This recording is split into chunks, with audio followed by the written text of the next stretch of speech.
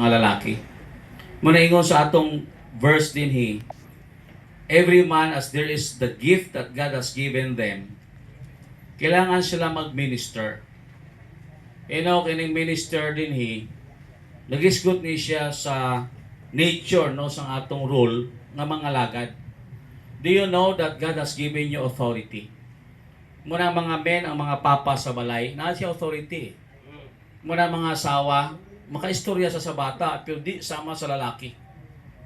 Pag gani ang mga bata, di na mutuo ang lalaki pag maistorya, mutuo gina ang mga bata. Kaya naman, natay authority nga gihatag sa Diyos as head of the families. Jesus Christ is the head of the church.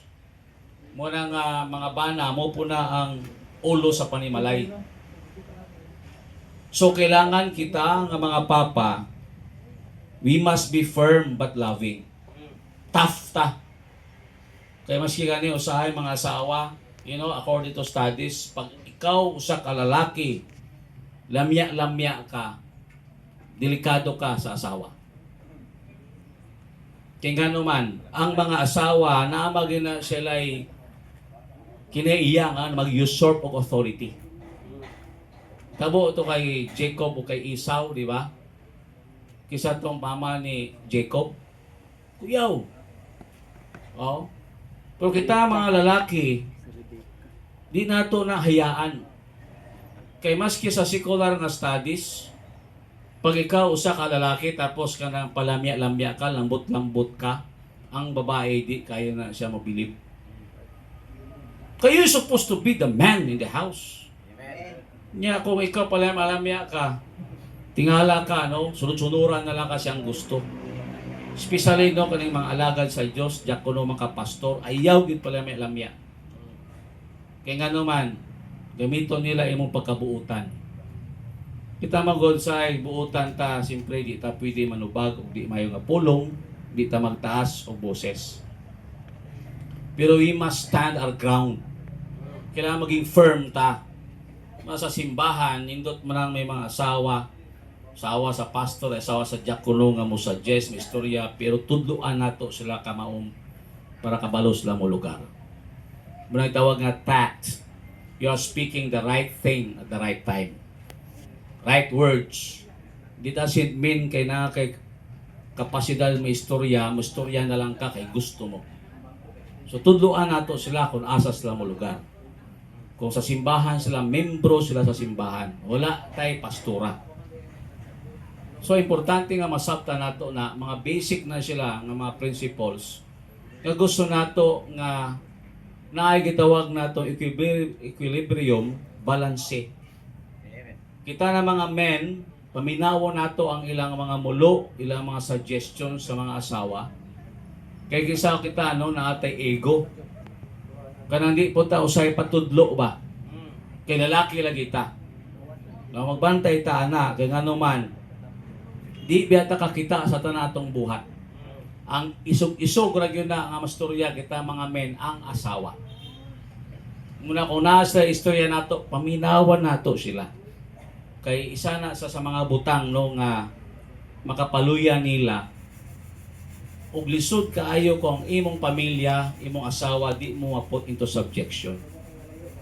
Kay how can you lead the church kung ikaw pastor, kung imong asawa, imong mga bata wala sa gravity? Muna kita mga men, kung kita laymen sa simbahan, kailangan lig-on kita number 1. Kay paano nato na madala atong mga anak, atong asawa, kung kita lamya-lamya sa pangalagad. Kita gid una mo mata, tasigaw nato sa simba mo. Ang ato mga bata, they have no choice. Do not give them choices. Kaya naman, dependent pa man sila. Simba ka, simba ta, adto ta simbahan. So ang men should be the leaders. Mabito ang gift, dili lang siya nga kabalo ka mo tugtog say una ta usaon ako na sa simbahan, no? Ang mga men, di na sila pwede palingkurong dugay. O na itong men's fellowship, mahati na sa dalawa, lecture, may mawali sa buntag, hapon, ball games. Di pwede na palingkuron mo tibok adlaw. Lisod ilit ang mga men, kaya they are born leaders. Mga leaders na silang panimalay. Mula sa kasimbahanan, sa atong mga kapwa pastor, di ta pwede maging leader sa mga pastors kanang ato silang gamhan. Kaya nga naman, mga pastors na mga leaders na sa churches. Mayroon sa Bible, we must be what? Examples of the flock, not by the lords. Now, authority nga delegated. Delegated authority nga kita monarchical ba?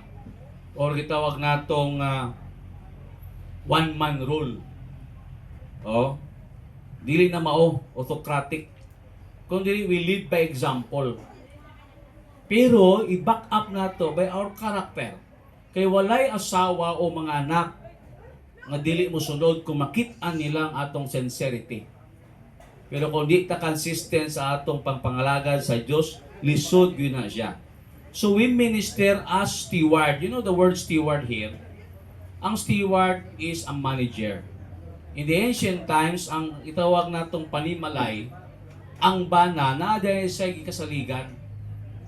Kanang unsay kulang sa balay, unsa pa dapat gastuhon, unsa pa ang galastuhan, dili din na asawa. Remember niyo si Joseph? Di ba? Kisa kuyog niya permi, ang asawa ni Potifar. Si Potifar tawhay lang, katong may kaya katong may kasarang. So mga men, pero steward mo ng idea, they are the managers. You know, being a steward, you are the steward of that gift. There is a saying that goes, if you are not using it, you will lose it. Muna kung may gift ka, men, sa pagkanta, kanta para sa Ginoo. Kung nakaka-gift sa pagtugtog, itugtog na. Mo lead ka choir, lead ka o choir, kay mawala na anam-anam ang imong gasa. Tanawagon na inyong mga motor, inyong bike sa kong balay. Isa ka motor, dalawa ka bike, gitaya na. Napay isa ka sakyanan, gitaya na. Why? Because I'm not using it. Pag di mo gani nagamit, you will lose it. Muras na siya. Kung di na ito gamiton ang atong gift, gihatag sa Ginoo, wala na siya. You have the role in the church. Muna interconnected na sila. Sa mo na pagkanta, diha kong ang palibot gubot. So, naay nang limpyo nga mga men. Pag abot dito, naay men dito nga nag-cater sa mga abutay asa ma-park. Pag abot sa piltahan, naay mga men nga mag-abi-abi. Pag abot din sa program, naay men nga magsunglig, naay mutugtog, naay men nga mutudlo. Pag uli, naay men nga mangwalis. Mag-abi-abi sa mga bisita. Hindi. Wow, di ba? That is the role of the men in the church. Kung isalid na ito na tanan sa usa ka tao, dili na siya sakto o tama. Ma-burn out na. Mabitaw na ang usa ka leader sa simbahan. Dili na basihan ang imong kuyaw kay imo tanan trabaho. Di na mao. You know how to delegate. Kaya usahay mo ta, kuyaw ka. O kuyaw ka. Kaya naman, ikaw limpyo. Ikaw sunglig. Ikaw wali. Ikaw limpyo pagkahuman, aftermath. Kuyaw ni ang pastor, buutan kayo ni Kogyan, sayop na. Okay lang na siya sa pioneering. Pero kung naanay mga men, you must delegate. Kanang ginatudlo ni Pastor Glenn sa seminary, sa church administration, multiplying efforts by dividing responsibilities. Tama yun na siya. Maski sa mga secular organization, kay tabo na.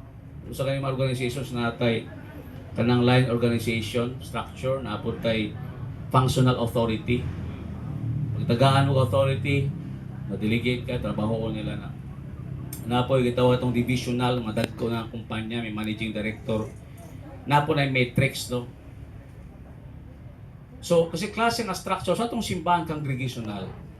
Natin structure, natin under shepherd ang pastor. Pero ang pastor, pag may mga mena diya, tagaan sila function. Kaya kung di na sila matagaan o function, walay role, dili na sila magtubo. Kanang panguna-una bitap, abuton sa nako ni mahamtong bago sabak sa ministry. Dugay gina mahamtong. Paabuton mo mag-ready pa sila, kanang ready na sila bago ma-engage sa ministry, dugay pa na sila mag-ready. You as a pastor or deacon or leader sa church, imo na silang imong i-guide, pero ibutang mo na dito sila. sa ilang ministry nga ilang makaya. Kaya nga naman, ang simbahan is a place of equipping, empowering. Kaya ang purpose of church aside from worship is that their faith would grow.